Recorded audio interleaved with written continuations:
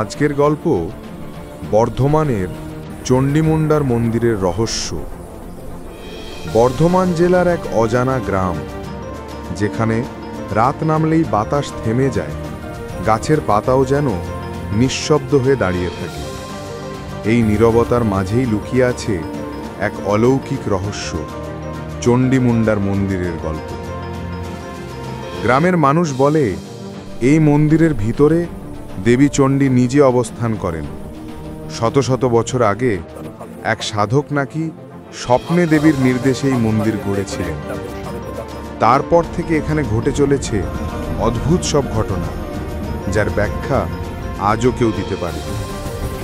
প্রতি বছর আশ্বিন মাসে দেবীর পুজোর সময় যখন ঘণ্টা বাজে, তখন হঠাৎ চারপাশের হাওয়া থেমে যায়, গাছের পাতা স্থির হয়ে পড়ে, আর এক অজানা আলো ছড়িয়ে পড়ে মন্দির প্রাঙ্গণে।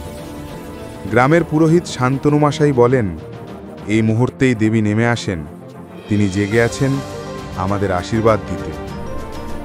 রাত গভীর হলে অনেকেই মন্দির থেকে অদ্ভুত নীল আলো দেখতে পান।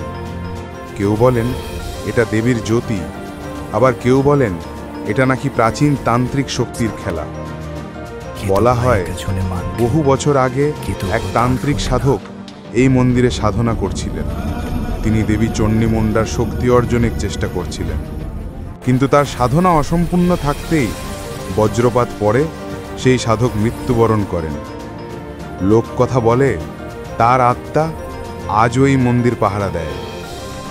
অনেকে দাবি করেছেন পুজোর রাতে কেউ নেই, তবুও মন্ত্রজপ শোনা যায়, ঘণ্টা বাজে একাই, বাতাস থেমে যায়, আর সেই নীরবতার মাঝখানে কেউ অনুভব করেন এক অদ্ভুত উপস্থিতি। এক কিশোরী একবার স্বপ্নে দেখেছিল দেবী চণ্ডী তার কাঁধে হাত রেখেছেন। পরদিন সকালে সে মন্দিরে গিয়ে অচেতন হয়ে পড়ে। চেতনা ফিরে এলে বলে, দেবী আমাকে আশীর্বাদ দিয়েছেন। এরপর থেকে গ্রামের সবাই বিশ্বাস করে দেবী চণ্ডী আজও তাদের রক্ষা করেন।